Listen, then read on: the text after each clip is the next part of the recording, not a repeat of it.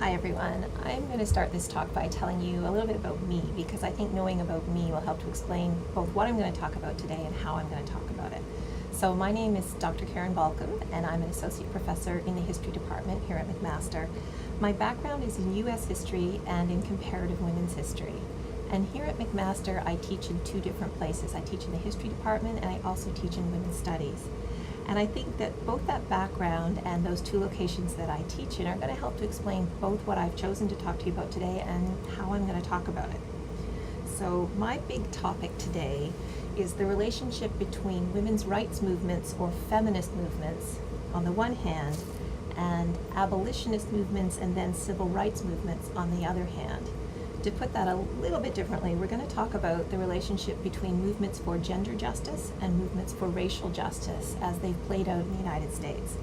And I'm going to tell you stories that come from four different locations. And one is a story about the relationship between what was then called the women's rights movement or the woman question in 19th century America and its relationship to the abolition movement in the pre-Civil War United States.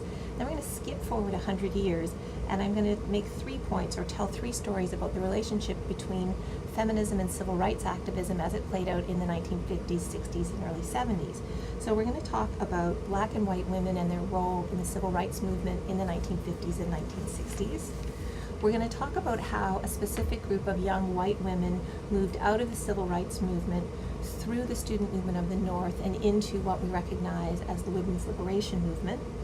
And then we're going to talk about what's left out in those 3 stories that I told up to that point. All right, so that's where we're going. One of the challenges that I have as a teacher is how to take really complex and complicated stories and figure out how to communicate them effectively to students. When I tell these stories, which are important stories to me and are very complex stories, I always have this question about, am I making it too simple? Am I making it too complicated? These are big, broad, complicated stories, and they have a lot of important ideas in them. So I think it's useful for you to know that that's one of the things that I'm struggling with all the time and that your teachers are struggling with. So hopefully I've struck the right balance here. And since we're going to be talking about both feminism and civil rights, I think I should start by talking a little bit about the probably least understood of those 2 terms, and that's feminism. So when I'm talking about feminism or women's rights activism or gender justice activism, what do I mean? And to get us started with that, I'm going to read to you a definition of feminism, which is one that I always use both in my women's history classes and also in my first-year women's studies classes. And it's not that long, but here it is. Feminism is a belief that although women and men are inherently of equal worth, most societies privilege men as a group. As a result, social movements are necessary to achieve political equality between men and women, with the understanding that gender always intersects with other social hierarchies. Spend a moment on the first part of that. So social movements are necessary to achieve political equality between women and men. That's the reference directly to what we would call today organized feminist activism. So activism that's about achieving gender justice or gender equality. The second part, understanding that gender always intersects with other social hierarchies. That is in reference to the ways in which we have multiple systems of power or hierarchies in our society. So if we have a society that generally privileges men over women as a social group, we also live in a society that privileges white people generally over people who are non-white, or people who are straight over people who are gay. And those different systems of hierarchy wind in amongst each other, so that the understanding of what it is to fight for gender justice for example, African American women will always be a question of racial justice as well. And one way to think about that relationship between gender justice and racial justice is to think about the intertwined history of movements for gender justice and movements for racial justice. And so that's, in a sense, the sort of theoretical background or the perspective for what I want to talk to you about today. So with that kind of long-winded introduction, let's get started. So the first story that I want to tell you is located in the 19th century in the United States, and it begins more or less in the 1820s, and it's a story about the relationship between the women's rights movement, which was more commonly understood as the woman question in the 19th century, and the abolition movement, which was the movement to end slavery in the United States. And of course, there were versions of both the women's rights movement and the abolition movement in many other countries at the same time. And there are close advocates, this is what we're going to learn, close ties between individuals who advocated for abolition and individuals who advocated for women's rights. There are men and women who take up both causes, but for the most part, we are going to talk about the larger number of women who crossed over between those two movements. And let's start a little bit. Let's start first with the reasons why women might be involved in abolition movements. Well, they're the same reasons why men might be involved in abolition movements, because they feel like slavery is immoral or slavery is wrong, and there could be any number of positions in association with that. But why would women in particular be involved in that, and why would they see it as related to their own status as women? And let's make it clear, primarily as white women in that society. There's two things going on there. There is an argument in abolition in the 19th century that says that white women should have a special connection to slave women based upon their rights and responsibilities as mothers. So that a woman who is a mother should be able to identify with the particular kinds of suffering that would be suffered by a black woman who is a slave, who risked having her children taken away from her, for example. But the other part of that is the developing analogy between the oppression of slaves and the oppression of women, and an understanding that there might be things in common between the ways in which those two groups are oppressed by a society. So our story kind of picks up in the 1830s as women in the North and a few women in the South were becoming more active in abolition societies and wanted to be part of speaking out against the evils of slavery, and ran up against societal prohibitions against women speaking in public. So that women couldn't become involved in the abolition movement or faced a lot of resistance in the abolition movement, because literally for a woman to speak in front of a crowd or take that kind of public stance is to be a woman out of place. And women are not supposed to have that kind of public speech. And this starts to emerge over the 1830s and comes to a head, in a sense, when one of the American anti-slavery societies sends a female delegate to a World Anti-Slavery Convention in London in 1840, and the other convention delegates refuse to seat her, make her sit in the gallery. That woman's name was Lucretia Mott, and at that convention she met a woman named Elizabeth Cady Stanton. And the two of them, in that sort of moment, came to become a sort of one of the most important pairings and cores of the women's rights movement in the 19th century, and came to evolve an ideology which talked about racial injustice and talked about gender injustice, although they wouldn't have used those terms. They certainly would not have used the word feminism, but they would have talked about women's rights. And those two women, along with some others, were key to the first formal women's rights convention in the United States in 1848. And that relationship between abolition activism and women's rights activism continues throughout the 19th century. Okay, we're going to skip ahead now. We're going to sort of replay a similar kind of story, but from the perspective of the 1950s and the 1960s. So take a minute in your head and think about who you identify, just from your general knowledge, as key leaders in the civil rights movement of the 1950s. I'm going to assume that maybe two images, one male and one female, might come to mind. I'm going to assume that probably the male image that comes to mind first is probably Martin Luther King, right? The most famous of the very important and influential African-American ministers, and it was very important that they were religious ministers, who were the figureheads of the civil rights movement.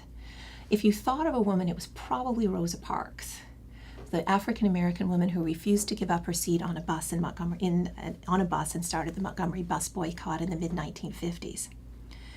But when we think about leaders, we think about Rosa Parks as kind of a secondary figure, the trigger, and then the movement gets taken over by people like Martin Luther King. And we tend to think about women as being secondary figures in civil rights activism if we think about them at all.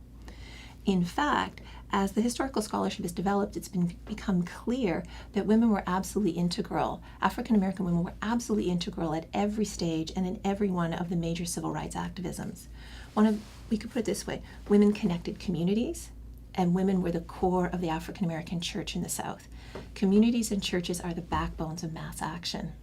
And so that female leaders in their communities, particularly older women, are absolutely core to both activating people and then keeping them active in the community. But beyond that, we can also point to a number of senior women who had national profiles in civil rights, although perhaps not at the same level as Dr. King. Women like Ella Baker and Fannie Lou Hamer.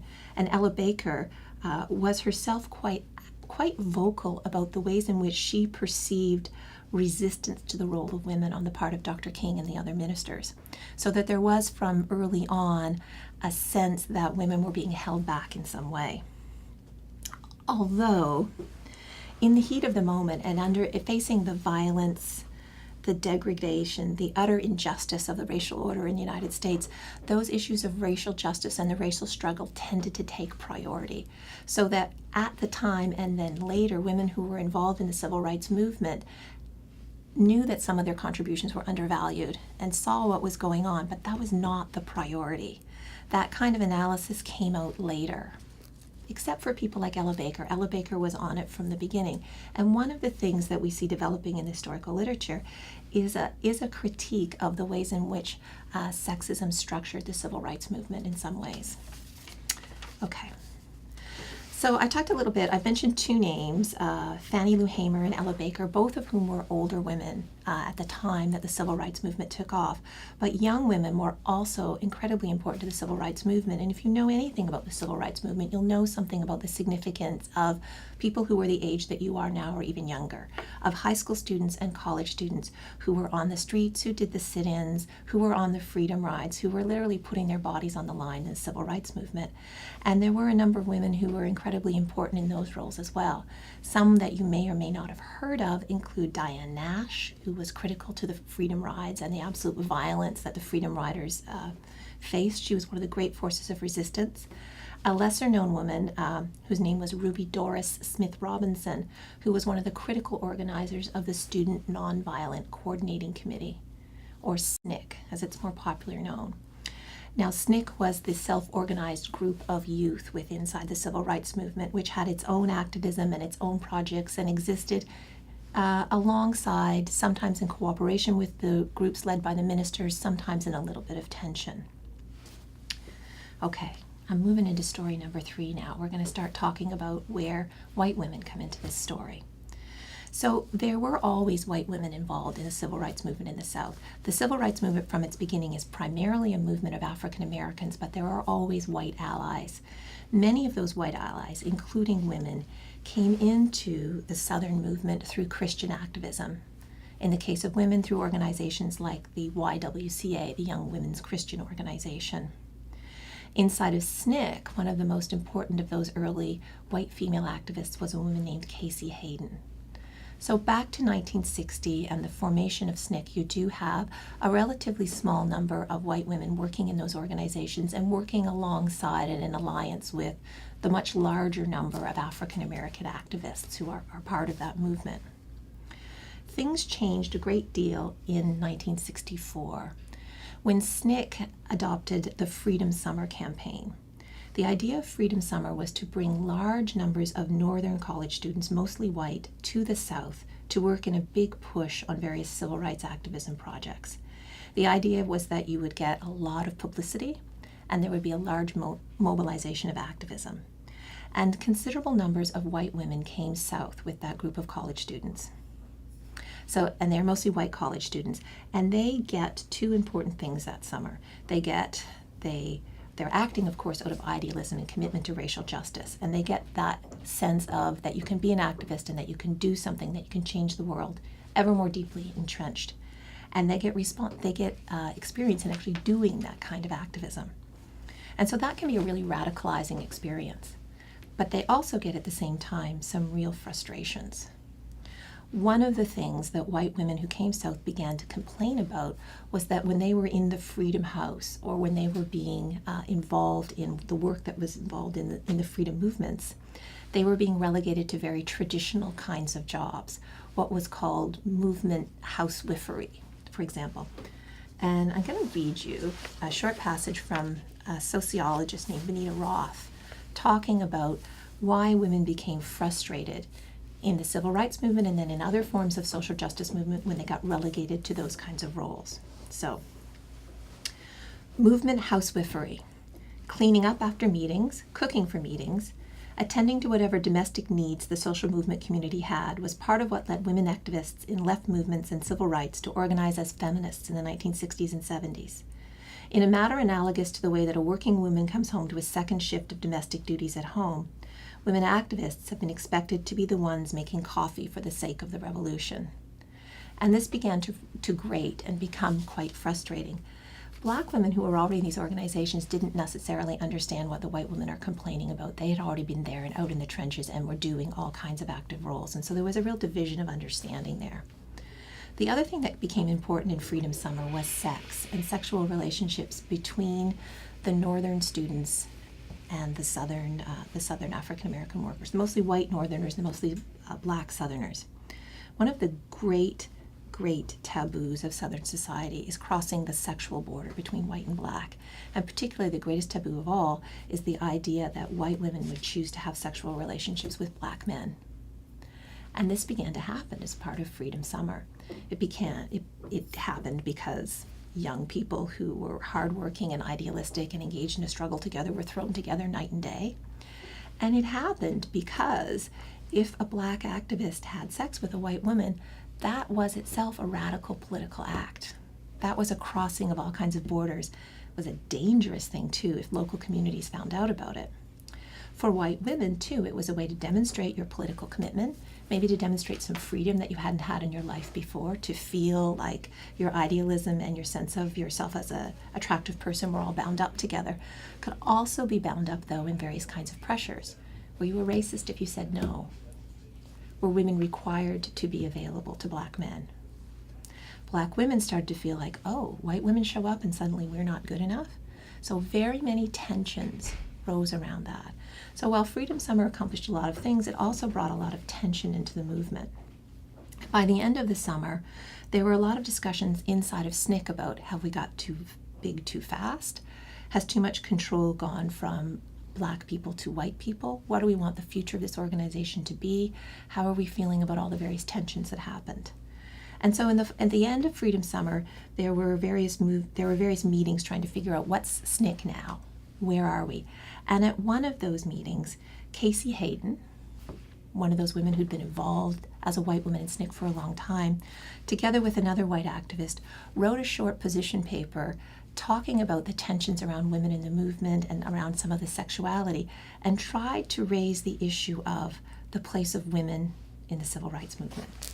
And in doing so, she went back to that 19th century model of drawing an analogy between the position of racial injustice and the position of gender injustice. And I'm going to read a little bit from her statement. So she starts with a list of all of the sort of what she says, small indications and larger indications of the ways in which women are being slotted into traditional roles or experiencing sexism in the movement. Undoubtedly, this list will seem strange to some and petty to others, laughable to most. The list could continue as far as there are women in the movement, except that most women don't want to talk about these kinds of incidents because the whole subject is not discussable. Strange to some, petty to others, laughable to most. The average white person finds it difficult to understand why the Negro resents being called boy or being thought of as musical or athletic, because the average white person doesn't realize that he assumes he is superior. And naturally, he doesn't understand the problem of paternalism. So too, the average SNCC worker finds it difficult to discuss the woman problem because of the assumption of male superiority. Assumptions of male superiority are as widespread and deep-rooted and ever much as crippling to the woman as the assumption of white supremacy are to the Negro. That particular statement actually perhaps had more influence, it became very well known and maybe had more influence outside of SNCC than inside. Because at the end of Freedom Summer, there was a backlash against widespread white attempts at white leadership inside of SNCC. SNCC became more overtly a black organization. It becomes involved in black nationalism, other stories that you can follow in some of my other classes. And a lot of those activist women retreat to the north where they become involved in the student left. Casey Hayden, for example, was married to Tom Hayden, who was one of the most important leaders of the Northern student movement, one of the founders of Students for a Democratic Society. Those women who now had greater idealism, new mobilization skills, new senses of freedom and independence, and this mounting sense of frustration, find themselves faced with all those same factors inside the student New Left movements. When they try to raise issues that are related to gender injustice or follow up that analogy of the relationship between racial injustice and gender injustice, they're belittled, They're faced with catcalls, they're shouted down in public meetings, they're treated as irresponsible, as taking attention away from the important issues of the cause. And they start to fight back. They fight back by forming caucuses, by forming separate organizations, by forming, by the late 1960s, the first exclusive women, well, exclusive's not the right word, the first self-identified women's liberation groups, as direct offshoots and reactions to both those experiences that they've had in the civil rights movement and the experiences that they've had in the New Left. Those divisions and those pullbacks are very painful. They're often deeply personal. Casey Hayden is married to Tom Hayden. She ends up divorced from him. Not just because of that, I'm sure, but those kinds of the personally intertwined relationships are pulled apart as really important and significant political battles are fought, and as a self-defined women's liberation movement comes into effect. Okay, my last story. So that, what I just told you, that story about how a group of idealistic and motivated white women moved into and through the civil rights movement, experienced those frustrations, experienced them again in the Student New Left, and then broke off to form self-identified women's rights organizations. If you were to read any general U.S. textbook, that's the sort of 3 or 4 sentence explanation of the origins of the women's rights movement that you're going to get. And it is true, it happened, but it's not the only story. And there are some problems with it. One problem with it is that it completely ignores other places where we might locate gender justice and racial justice, and particularly other places where we might look for the intertwining of gender justice and racial justice. At the same time, we can locate African American women's organizations who are fighting mostly battles about poverty and welfare. In community organizations, they're looking for housing, education, healthcare. They're organized in the National Welfare Rights Organization, and the kinds of activism they're doing and the kinds of things they're saying really show that they position themselves as women, as Black women, and they understand that what's happening to them in their lives is about Blackness and about femaleness in ways that are completely intertwined. And we don't call that feminism. That's something else. But recently, some historians have been saying, whether it was called that or not, we shouldn't be leaving that kind of activism out of our story of how civil rights and feminism are linked together. Another problem with that story that says white women, civil rights, Student New Left, feminism, is that it leaves out and ignores the direct participation and intervention of women of color, not just Black women, but also Puerto Rican women, Hispanic women of many kinds in those early women's liberation groups. In a sense, one of the critiques of those early groups is that they were too white and too focused on the concerns of white women. And there's truth, again, to that criticism. But when we tell the story as only the story of the white women who went through civil rights, we sort of add more weight to that, and we at the same time don't look at the places in which prominent African American women were intervening in those groups and were making critiques early on that said, hold on, if feminism means something, it has to mean something that's about racial justice and gender justice together. So my last little quote I'm going to read to you comes from an African American feminist and civil rights leader named Barbara Smith, and this is from 1979, and she's talking about how racism must be a feminist issue. The reason racism is a feminist issue is easily explained by the inherent definition of feminism. Feminism is the political theory and practice to free all women, women of color, working class women, poor women, physically challenged women, lesbians, old women, as well as white, economically privileged heterosexual women. Anything less than that is not feminism, but merely female self-aggrandizement. So that's also part of our story of how civil rights and feminism come together. Okay. What questions have I left unanswered in all of this? What haven't I told you? And what questions might you have at this point? One is, how appropriate is it from the beginning to even draw this analogy between racial justice and gender injustice? Does that work? To what extent does it work? How about this? How valid is the criticism that women's rights and women's liberation movements, whether we look at the 19th century or the 20th century, were too focused on concerns specific to white women, and when and how did that change? Here's another one.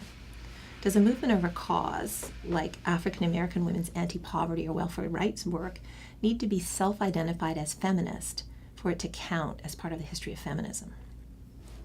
And then finally, I've talked about the relationships between these groups, but I've not really said very much about what they accomplished, what they did. That's work you have to do on your own.